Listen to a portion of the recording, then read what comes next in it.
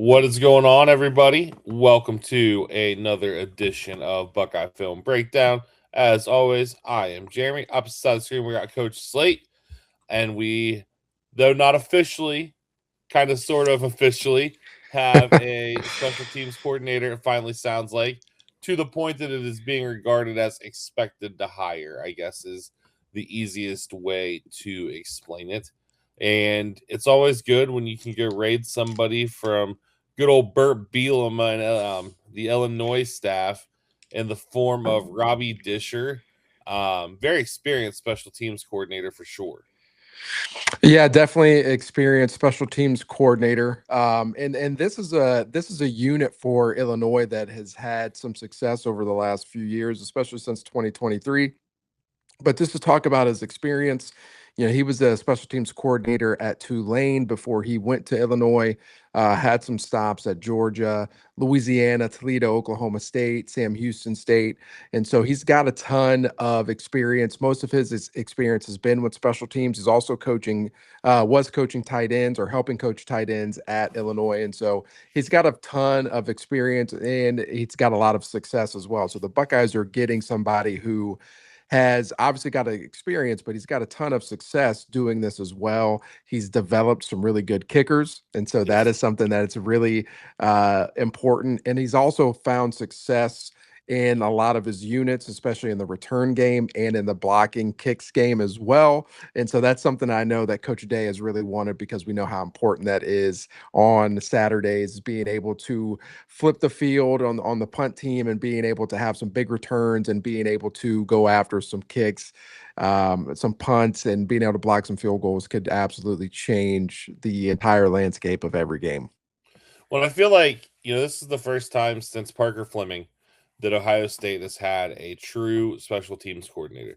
I know you got Coach Keys, Coach Gunner, those guys have been there running the show Yeah. basically for special teams.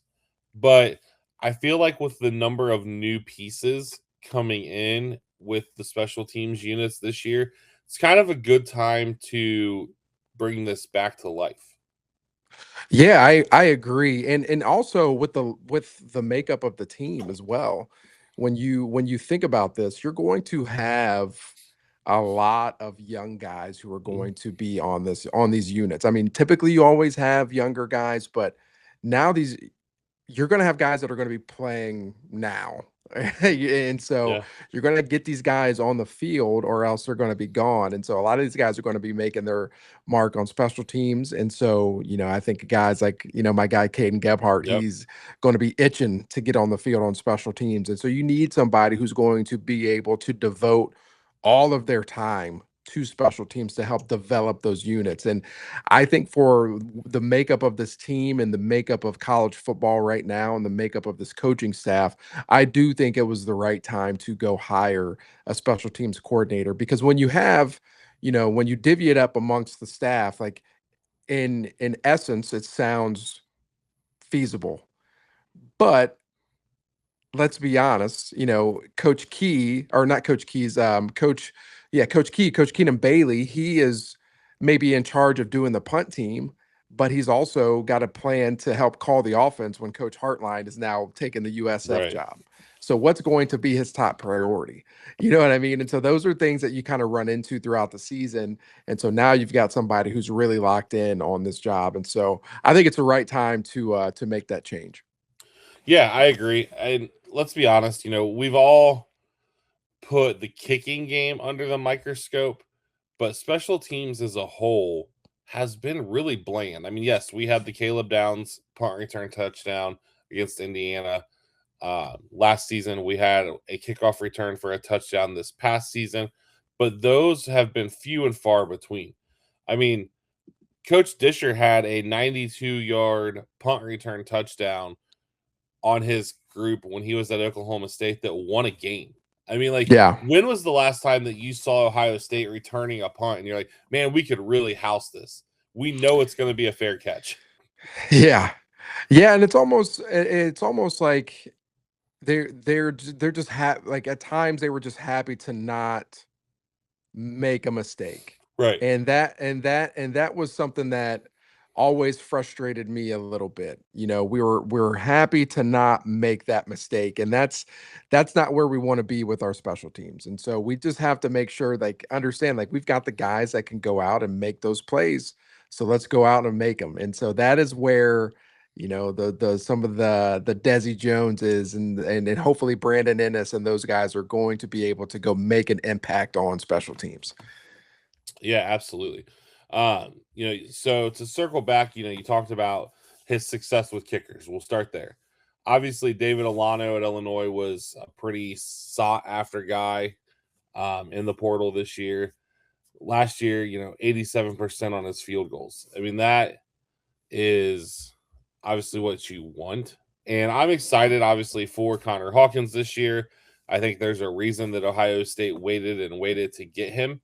And so now he's going to have not only a true dedicated coach, but obviously you would assume that if Coach Keys and Coach Gunner are still on staff, which I don't see why they wouldn't be, now you're just going to have even more development and emphasis on that type of stuff where maybe it's lacked a little bit because we have had so much offensive firepower. Yeah, and I agree. And again, when you have the guys that we have, there's no reason why our special teams should struggle the way that it has. And so when you have somebody who's able to devote their time to it, it's just going to, and you hit the nail on the head, the emphasis to this is just going to be through the roof. And I just think Coach Day pinpointed the right time to do it. And he picked somebody that's going to be able to make that impact and comes in with a proven pedigree of making those changes, making the impact, having proven groups. And he's coming in with this. He's got to be looking at our roster saying, like, look, I've never had this talent before. Right. Like, well, what am I going to be able to do with this? And so I think you hit the nail on the head, man. Like, it's just having somebody that's able to lock in on that it's going to prove dividends for this team. It's really crazy to look at, just from a talent perspective, that, last year Illinois ranked 30th in special teams, 16th the year before that. Ohio State was 67th. There is no statistic in the world that Illinois should be 37 spots better than Ohio State at. Yeah, I agree with that, man. And that is a really frustrating part about this team. Like, you look at who we've brought in, and, like, there's no, like you said, there's no reason why our special teams should struggle the way that they have. And the one thing that gets me about this, like, you look at some of the blocked kicks that we've had. It's like, Caden Curry had a blocked kick this past season, and he had one the year before. And it was like he kind of just accidentally blocked those kicks. Like, Right. it wasn't like we were going after them. It was like the timing of those kicks was off on the opposing team, and he just happened to be working really hard and got his hand in there. Like, this guy is shown in seven. Coach Disher has shown with seven blocked, punts and kicks over, his time with Illinois in the 2 seasons that he was there, that he will get after it, man. So, like, that's one thing that I really want to see, because, like, Coach Urban Meyer always says, man, you block a kick, you the chances of you winning that game are going to go through the roof. And so I think this is just going to be something that is going to prove to be a huge asset to us, man. Just get after the freaking punts, man. That's what I want to see. I want to see more blocked punts. I just cannot wait to see that. Yeah, I mean, I still have PTSD from the Georgia game and going after the punt when we probably shouldn't have and getting the flag. Um, Yeah. you know, Also a thing we never hit on in the past here when we've been talking about all of the transfer portal additions is we did add a long snapper. And I don't think people grasp the importance of the long snapper. Um, UCF transfer Dalton Riggs comes in, and Coach Day pretty much has gone on the record as saying they felt he was the best long snapper, not only available, but one of the best in the country. Um, Give us a little bit of an idea what how important the long snapper is, because I've always joked around with people, if you have a son and you want him to get a scholarship playing football, teach him to long snap. I I listen, I agree 100%. If I had a son, he would definitely learn how to long snap. I think it is so important. It is a true skill. It is a true art. It is something that you cannot underestimate. You see people have such long careers in the NFL just being able to long snap, running down the field, being able to make those open field tackles. Like, you just have to be such a good athlete. And adding somebody like Dalton Riggs, who's been able to do this at multiple stops, has been doing it for a while, it is a huge deal. These guys are typically athletes who can play multiple spots, who played multiple positions in high school, played multiple sports. Like, these guys are really good athletes who just have this elite skill. And so it is huge to have somebody that you can count on consistently to get the ball back to the punter. And that timing is so important, because when you know somebody's coming after that punt, that timing has to be on point. The snap has to be right where the punter is expecting it to be.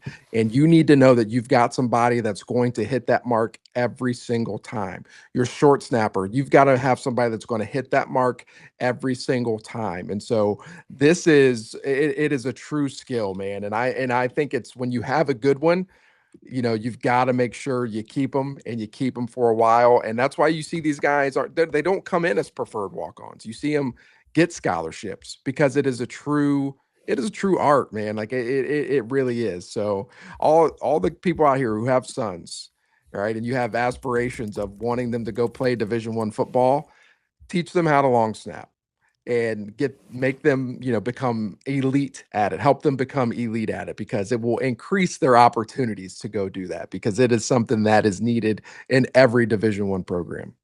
Yeah, I mean, and it's really crazy to watch. And I know we have some folks who have listened to us from the beginning of our entire podcasting journey that are common football fans, and we want to make all football fans knowledgeable. That's our goal. Watch the velocity and the spiral of a long snap the next time you watch a football game. Yeah, Be it Sunday, during the Super Bowl. Just watch. It's not just we've all talked about like Carson Hensman's shotgun snaps.